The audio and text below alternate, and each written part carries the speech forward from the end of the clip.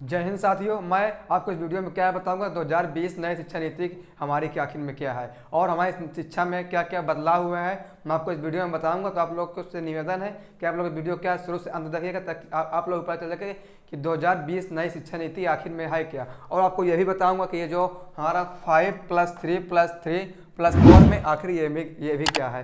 तो स्टूडेंट्स क्या है, पहले दोस्तों हमारा पहले क्या 10+2 होता था।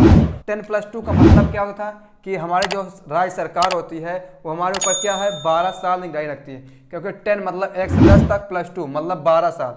जो राज्य सरकार हमारे ऊपर पढ़ाई पर हमारे क्या है 12 साल निगरानी रखते थे और उसके बाद भेज देते क्या हमें यूनिवर्सिटी के वाले, जाइए आप यूनिवर्सिटी से क्या है ग्रेजुएशन कीजिए। आप लोगों ने ये सुना होगा कि क्या है उसने क्या है दिल्ली बोर्ड से 10th किया है और यूपी बोर्ड से 12th किया है, और आप लोगों ने ऐसा कभी नहीं सुना होगा क्या है कि उसने ग्रेजुएशन हरियाणा बोर्ड से किया या मध्य प्रदेश बोर्ड से किया। ये आप लोगों ने नहीं सुना होगा। तो आपसे क्या है हमारे ऊपर सरकार जो है 10-12 साल रखेगी। और पहले के जो स्कूल के थे बच्चे क्या है, जब बच्चा 6 साल का हो जाता था, जो भी मतलब विद्यार्थी है जब वो 6 साल का हो जाता था तब उसको कई स्कूल में दाखिला होता था, तब उसको स्कूल जाना भेजा जाता था। लेकिन अब नई शिक्षा नीति के अनुसार ऐसा नहीं होगा। अब क्या होगा 5+3+3+4 मतलब 5-3 अब एक स्टेप बनाया गया, स्टेज बना दिया गया कि आपको 5 साल में क्या करना है, फिर उसके आगे 3 साल, फिर 3 साल, फिर 4 साल। तो अब इससे क्या होगा, बच्चा जो होगा वो क्या है 3 साल से ही स्कूल जाने लगेगा। उसका क्या है 3 साल से इसको स्कूल भेजा जाएगा। ऐसा इसलिए किया जा रहा है क्योंकि शिक्षा के प्रति जिससे आप लोग क्या जागरूकता बहुत बढ़े। और पहले के बच्चों क्या होता था, पढ़ाई तो वही होगी ठीक है, लेकिन क्या कुछ बदलाव हुए हैं आपको बताते हैं। देखिए क्या है, जो पहला 5 साल है ठीक है, जो फर्स्ट हमारा 5 साल इसको एक नाम दिया गया। क्या नाम दिया इसको, दिया गया पहले को फाउंडेशन स्टेज ठीक है। इसको क्या बोलते हैं, इसको बोलेंगे हम फाउंडेशन स्टेज। इस स्टेज में होता क्या है, जो बच्चे होते हैं क्या नो एग्जाम, वो लोग एग्जाम फ्री होते हैं, उनको एग्जाम देना ही नहीं पड़ता। और इस स्टेज में क्या किया जाएगा 3 साल ठीक है, 3 साल जो बच्चे हैं उनको क्या है खाली खिलाया कुदाया जाएगा। जो भी वो खेल खेलते हैं बचपन में, स्कूल आने डरते हैं, उनको क्या है वही खेल की सुविधा उनको स्कूल में प्रोवाइड की जाएगी, जिसपे बच्चे क्या है छोटे होते हैं, वो खेलने में ज़्यादा उनको मन लगता है। तो इसलिए सरकार कर रही है कि आप भेजिए बच्चों को, हम क्या है 3 साल उनको सुविधा खेलने के लिए उपलब्ध कराएंगे। थोड़ा बहुत पढ़ाएंगे ऐसी बात नहीं है, लेकिन खेलने की सुविधा उपलब्ध कराएंगे। और फिर वो जब 3 साल के बाद, फिर जब 3 साल का हो जाएगा उनका, तो क्या है 2 ईयर में क्या है वो जान नहीं पाएंगे। धीरे धीरे क्या है वो क्लास 1 और क्लास 2 भी पढ़ लेंगे। वो जान नहीं पाएंगे, लेकिन क्या है क्लास 1 और क्लास 2 भी करवा दीजिएगा। क्यों नहीं जान पाएंगे, क्योंकि क्या है जब एग्जाम बच्चा देगा ही नहीं तो क्या है जान नहीं पाएगा। लेकिन पहले क्या होता था, हम नर्सरी से एग्जाम देना पड़ता था, इसलिए बच्चे जानते हैं कि हम नर्सरी में हैं, फिर LKG UKG फिर 1 फिर 2, इसलिए बच्चे क्या है जान नहीं पाएंगे, लेकिन वो क्या है 1 और 2 पढ़ लेंगे, 2 तक मतलब पढ़ लेंगे। फिर आता है ये +3 क्या है, तो +3 की बात किया तो इसको प्री-पुबर्टी बोलते हैं स्टेज ठीक है, प्री-पुबर्टी स्टेज। इसमें क्या होता है, इसमें जो बच्चा आएगा सेकंड स्टेज में 3 मतलब 3 साल, तो 3 साल वो क्या है क्लास 3 से क्लास 5 तक पढ़ेगा। सेकंड स्टेज में प्रॉपर्टी स्टेज में 3 साल के लिए है। इसमें क्या है बच्चा जो है क्लास 3 से क्लास 5 तक पढ़ेगा, और उसको क्या एक्टिविटी और स्टडी पे ध्यान दिलाया जाएगा। एक्टिविटी मतलब पढ़ाने का तरीका होता है, अच्छे टीचर की व्यवस्था की जाएगी जो क्या अच्छे से वो कराएं। एक्टिविटी और स्टडी पर उसको ध्यान दिया जाएगा। और फिर तीसरा इसमें क्या है, इसमें एक तीसरा है लैंग्वेज मतलब क्या है, जैसे आप महाराष्ट्र में पढ़ते हैं तो आप मराठी, यूपी में पढ़ते हैं तो हिंदी, जो मतलब अदर स्टेट की लैंग्वेज होती है वो आपको पढ़ाया जाएगा। पर ये ज़रूरी नहीं होगा, अगर बच्चा चाहे और स्कूल चाहे तो इंग्लिश ही पढ़ा सकता है। ज़रूरी नहीं कि आप लोग जो हैं वही पढ़ाइए, पर आपको सिखाया जाएगा ठीक है। कहने का मतलब ये है कि आप लोग क्या है, जैसे आप लोग कहीं भी हैं तो जहाँ वहाँ की राज्य भाषा ठीक है, जो भाषा होती है, जैसे यूपी क्या हो गई हिंदी हो गई, महाराष्ट्र के मराठी, बिहार की बिहारी या भोजपुरी, और अदर स्टेट में इसी तरह चलती है, वो आपको सिखाया जाएगा। लेकिन ज़रूरी नहीं कि वही ठीक है, आप लोग इंग्लिश भी पढ़ सकते हैं, जैसे आपकी इच्छा हो, स्कूल वाले की इच्छा हो ठीक है। और इसी सेकेंड स्टेज से क्या है 3 से आपका एग्ज़ाम जो है स्टार्ट हो जाएगा ठीक है। क्लास 3 से ही आपको जो एग्ज़ाम है वो स्टार्ट हो जाएगा। देखिए क्लास 3 में ही 3rd 4th 5th में क्या एग्ज़ाम स्टार्ट हो जाएगा। अब 5th तक हो गया है, तो अब अगले स्टेज में जाते हैं 3 में। तो थ्योरी में कहाँ शुरू होगा, 6 से 8 तक। चलिए उसको भी समझाते हैं अच्छे से आप लोगों को। फिर देखिए क्या तीसरा आता है, तीसरा स्टेज क्या बोला गया, मिडिल स्टेज, ठीक है। ये भी क्या 3 साल का होगा, और इसमें क्या है आप इंडियन लैंग्वेज, आप किसी भी मतलब इंडियन लैंग्वेज मतलब क्या, आप किसी भी स्टेट की भाषा से आपको पढ़ाया जाएगा, ठीक है।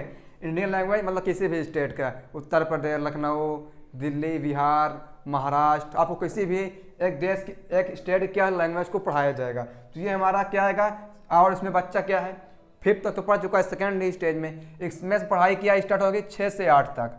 जो बच्चा जाएगा वो क्या है 6 से 8 तक इसमें पढ़ेगा, फिर अगले स्टेज पर पहुँच जाएगा। तो इसमें क्या है वो क्या और क्या पढ़ाया जाएगा, एक कंप्यूटर कोड मतलब सॉफ्टवेयर बनाना, ऐप बनाना, ये सब सिखाया जाएगा। छोटा ही मतलब जरूर नहीं बनाना, मतलब इसको बारे में कंप्यूटर के बारे में वो बताया जाएगा। कंप्यूटर कोड सिखाया जाएगा थोड़ा बहुत, ठीक है।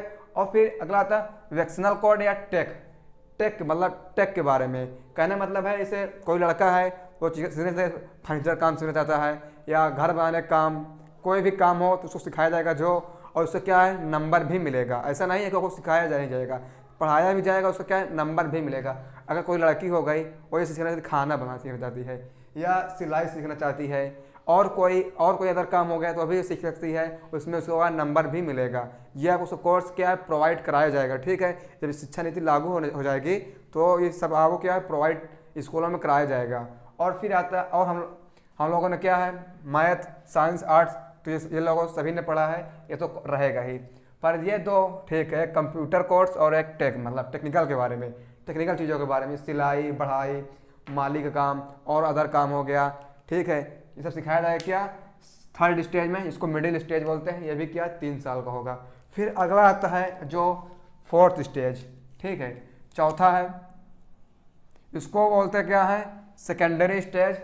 इसमें क्या है, ठीक है, सेकेंडरी स्टेज, इसमें जो बच्चा क्या है, जो स्टूडेंट्स है वो 9 से 12 तक पढ़ेगा। किससे, सेकेंडरी स्टेज में क्या है 9 से 12 तक पढ़ेगा। और इसमें क्या हमें बहुत ही अच्छी खास बात लगी है, आपको बताते हैं वो खास बात क्या है। और इसमें क्या है आप एक फॉरेन लैंग्वेज भी सीख सकते हैं। आपको क्या है एक फॉरेन लैंग्वेज भी सिखाया जाएगा, जरूरी नहीं आपकी इच्छा है सीखिए तो नहीं ना सीखिए, कोई दिक्कत नहीं है, पर आपके लिए क्या है एक फॉरेन लैंग्वेज भी सिखाया जाएगा। लेकिन इस समय क्या है चीनी लैंग्वेज जो च्यू चू चाय होती है ना, वो लोग सही से बोल नहीं पाते हैं, इसलिए क्या है चीन पर भी विवाद चल रहा है, इसलिए चीनी लैंग्वेज को अभी अनुमति नहीं मिली है। और नहीं अदर की आप सीख सकते हैं, अमेरिका की लैंग्वेज इंग्लिश है और फॉरेन लैंग्वेज आपको सिखाया जाएगा।